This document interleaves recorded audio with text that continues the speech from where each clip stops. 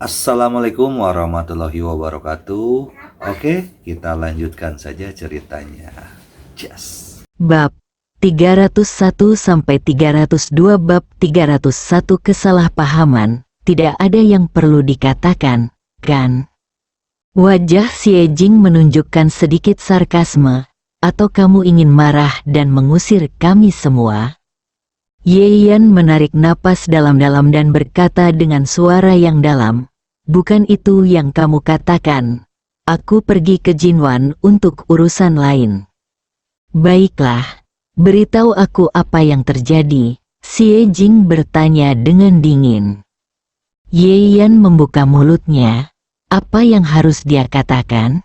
Membunuh, ada lebih dari satu, tidak hanya sekali. Bagaimana kata-kata ini bisa diucapkan? Memberitahu Xie Jing hal ini tidak akan ada gunanya kecuali membuatnya mendapat lebih banyak masalah. Terlebih lagi, pembunuhan adalah sesuatu yang tidak bisa diterima oleh wanita biasa. Lalu apa yang akan terjadi? Ye Yan tidak dapat membayangkannya. Ini bukan waktunya untuk memberitahumu beberapa hal sekarang. Tapi aku yakinkan kamu bahwa aku tidak pernah main-main dengan wanita-wanita teduh itu. TSK, Ye Yan, kamu sendiri memang idiot. Tapi jangan perlakukan kami seperti orang idiot. Bagaimana kamu bisa melontarkan retorika konyol seperti itu? Faktanya, apapun alasan yang Ye Yan berikan, dia akan membantahnya. Dalam pandangan Qin Fanglan, kejadian ini hanyalah sebuah kesempatan yang diberikan oleh Tuhan. Dia tidak akan melepaskannya dan harus memanfaatkan kesempatan tersebut untuk mendapatkan semua yang dia inginkan. Ye Yan mengabaikannya, tapi menatap Xie Jing dengan mantap, percayalah padaku. Ada beberapa alasan yang Ye Yan benar-benar tidak bisa jelaskan, dan sekarang dia hanya bisa berharap Xie Jing mau mempercayainya sekali saja. Adapun Xie Jing, bukan karena dia tidak ingin mempercayai Ye Yan. Lagi pula, keduanya sudah hidup bersama selama bertahun-tahun, dan dia tidak punya rencana untuk menikah lagi. Jadi bukan tidak mungkin dia hidup seperti ini bersama Ye Yan. Tapi Xie Jing hanya merasa bahwa di tempat seperti Jinwan KTV, apakah ada alasan kedua bagi pria untuk masuk? Ye Yan telah menahan amarahnya di rumahnya sendiri selama lebih dari 20 tahun. Dia juga seorang laki-laki, jadi tentu saja dia punya kebutuhan. Oleh karena itu, Xie Jing tidak percaya Ye Yan tidak melakukan apapun. Saya tidak bisa mempercayai orang yang berbohong dan tidak berkata apa-apa. Xie Jing berkata dengan dingin. Ye Yan menghela nafas panjang, jika waktunya tiba, aku pasti akan memberitahumu semuanya. Tapi tidak sekarang. Itu konyol. Kapan waktunya tiba? Tunggu sampai seorang wanita muncul di depan Xiao Jing hamil bajinganmu, Qin Fanglan bertanya dengan kejam. Ye Yan mengepalkan tangannya dengan keras dan menatapnya dengan niat membunuh di matanya. Meskipun ada kesalahpahaman antara dia dan Xie Jing, dia tidak bersalah. Selama dia diberi waktu, itu akan terbukti secara alami. Tapi Qin Fanglan ini hanya main-main di tengah dan mengipasi api, pada akhirnya yang palsu akan menjadi kenyataan. Qin Fanglan merasakan hawa dingin naik dari tumitnya ke belakang kepalanya. Entah kenapa, dia tiba-tiba merasa Ye Yan saat ini menjadi aneh sekaligus menakutkan. Kenapa kamu menatapku seperti itu? Dia mundur 2 langkah tanpa sadar, menelan dan berkata, apa yang aku katakan itu benar. Xiao Feng melihat dengan jelas bahwa kamu memasuki ruangan sambil memeluk wanita itu. Jangan pernah berpikir untuk menyangkalnya.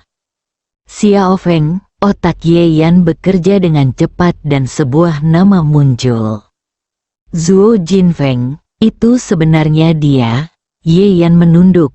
Sumpah, aku tidak melakukan apapun yang membuatmu menyesal. Xie Jing menatapnya dengan dingin untuk beberapa saat, dan akhirnya berkata, kalau begitu, tidurlah sendiri. Jika kamu merasa waktunya telah tiba, kamu bisa menjelaskannya kepadaku lagi. Dia menjatuhkan kata-kata ini dan kembali ke kamar. Ye Yan merasa sangat tidak berdaya. Dia tidak tahu sampai kapan waktunya tiba. Namun jika selalu ada kesalahpahaman seperti ini di antara mereka berdua, maka hubungan itu mungkin akan berakhir saat itu juga. Xie Jing kembali ke kamar dan duduk di tempat tidur dengan depresi.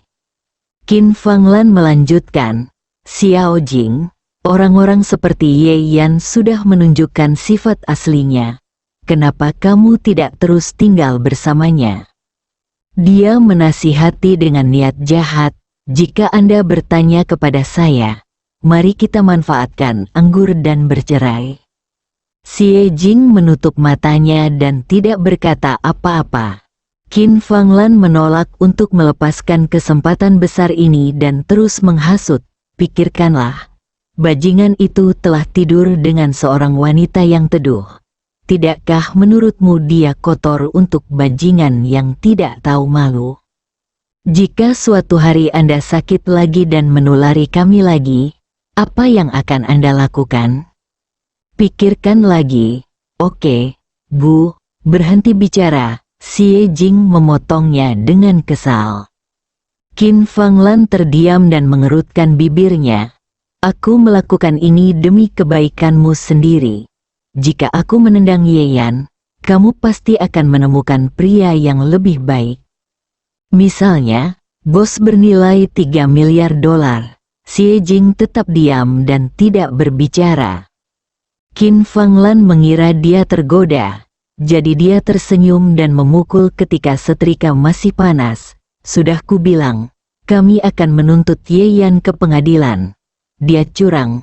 Lalu uangnya dan villa ini harus diberikan kepada kami. Biarkan dia keluar rumah dan cintai dia sampai mati. Xie Jing tiba-tiba membuka matanya dan berkata dengan nada tidak sabar. Apakah kamu kesal? Bisakah kamu membiarkan aku diam sebentar? Bolehkah aku keluar? Nak, kenapa kamu begitu tidak berterima kasih? Ibu tidak mengatakan itu hanya untuk melampiaskan amarahmu, Qin Fanglan berkata dengan tidak senang.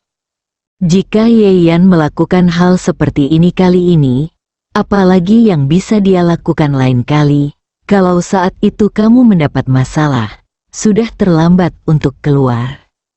Kata-katanya membuat Xie Jing merasa terguncang. Benar sekali, tidak peduli apa kebenarannya.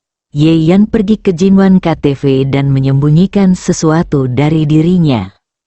Xie Jing terdiam beberapa saat, lalu berkata, saya mengerti.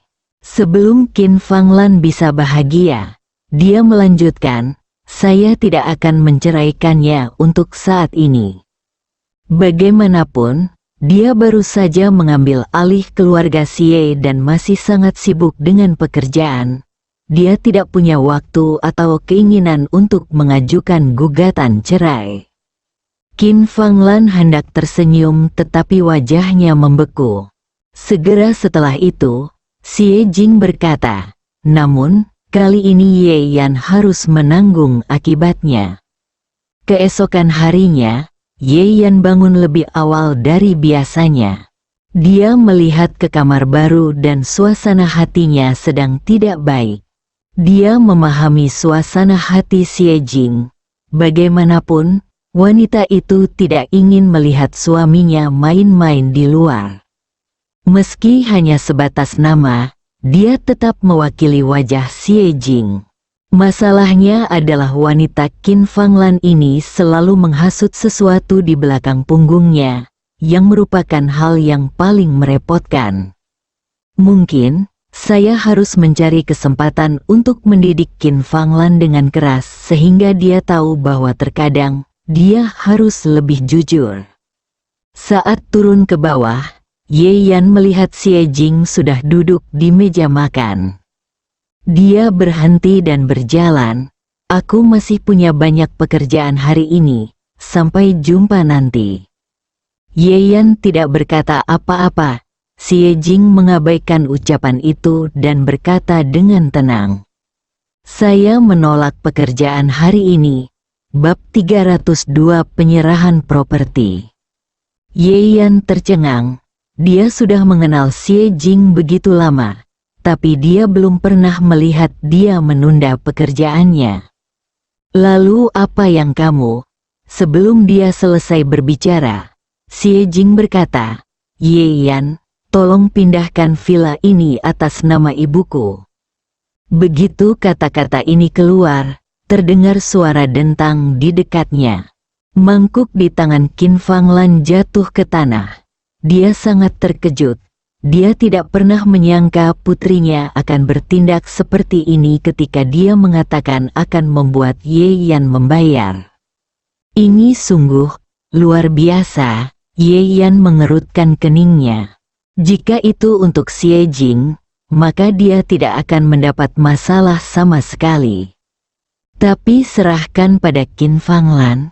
Saya tidak tahu apa yang akan dilakukan wanita ini. Melihat dia diam, mata Xie Jing menjadi semakin dingin. Pindahkan villa itu ke ibuku, atau kita akan bercerai.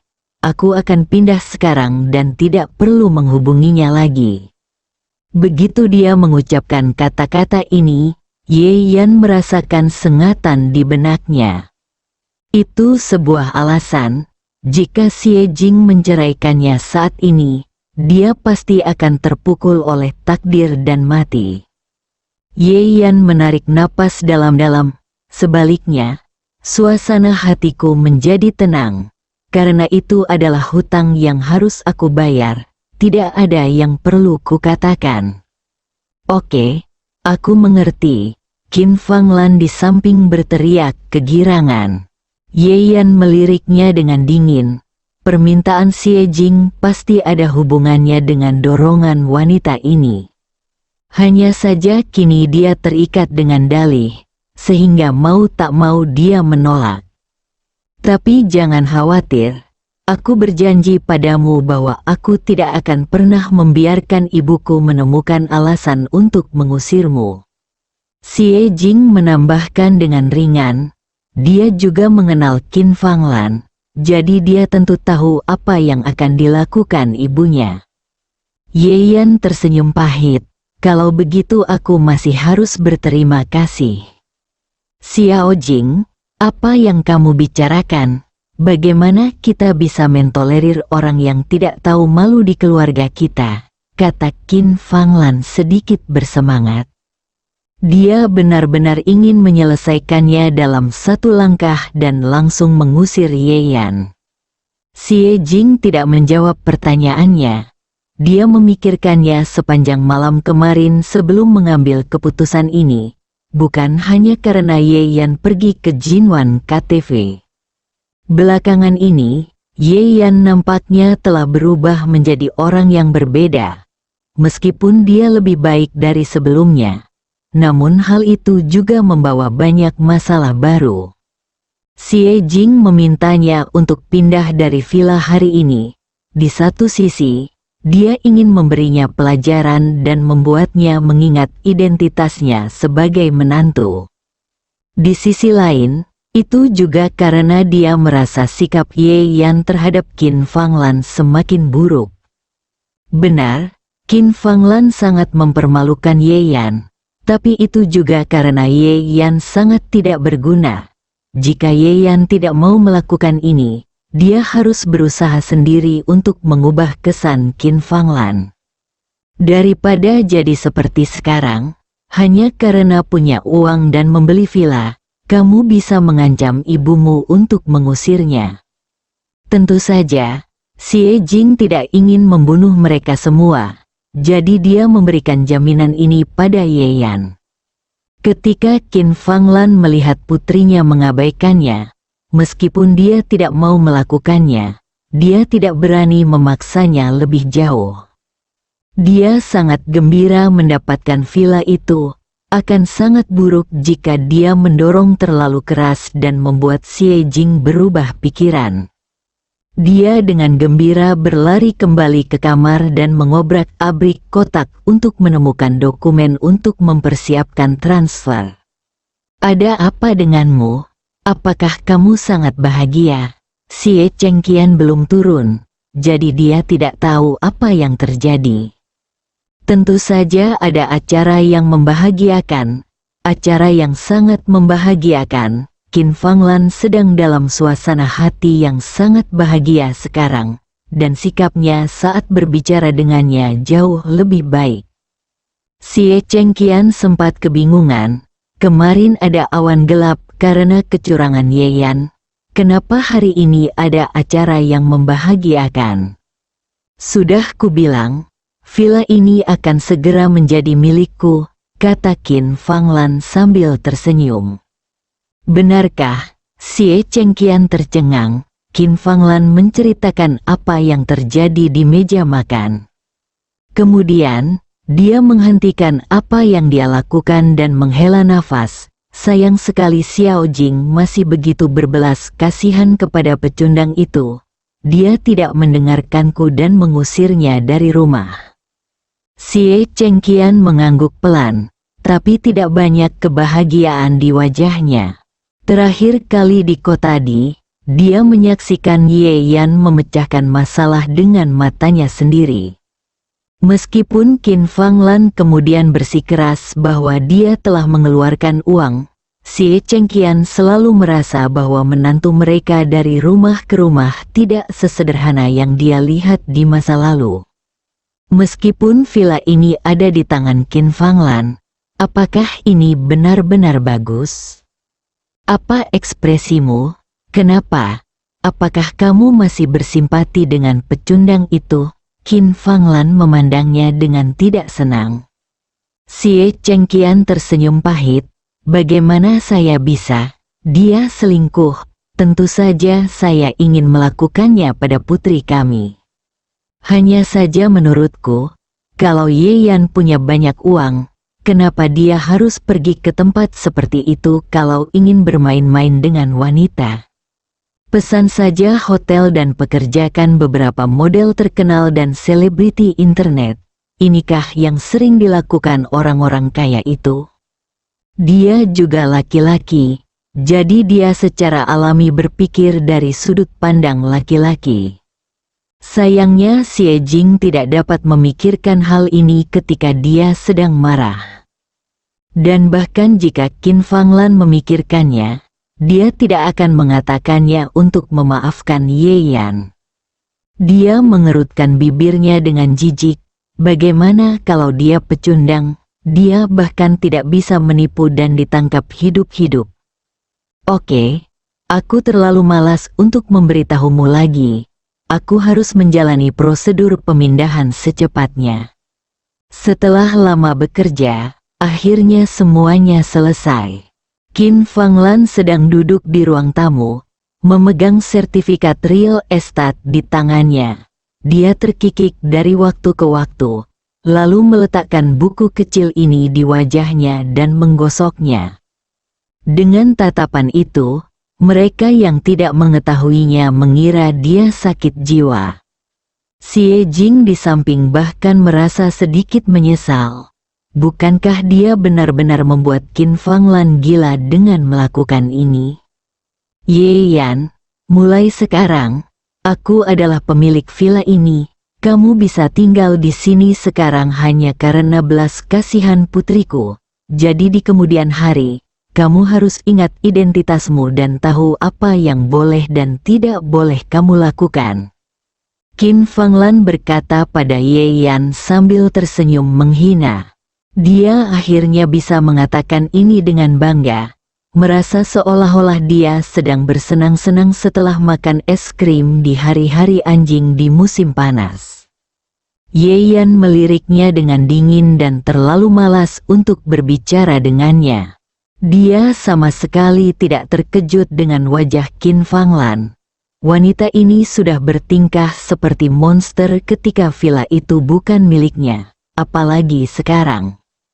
Namun, jika dia mengira segalanya bisa berakhir semudah itu, dia mungkin terlalu memikirkannya. Aku harus memberitahumu sesuatu.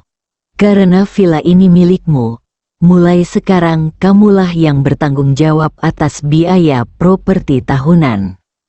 Apa-apaan ini? Mengapa ada biaya properti? Qin Fanglan tercengang. Ada sedikit sindiran di wajah Yeyan. Kalau tidak, menurutmu apakah keamanan di sini gratis? Qin Fanglan menelan ludahnya dan bertanya. Lalu, berapa biayanya? Tidak banyak. Yeyan menjawab dengan ringan. Hanya 200.000. Apa? Banyak sekali. Apakah kamu bercanda? Apakah ini pemilik properti atau perampok? Qin Fanglan melompat seolah rambutnya digoreng. 500.000. Dia dan Xie Chengqian tidak dapat menghasilkan sebanyak itu dalam setahun. Bersambung.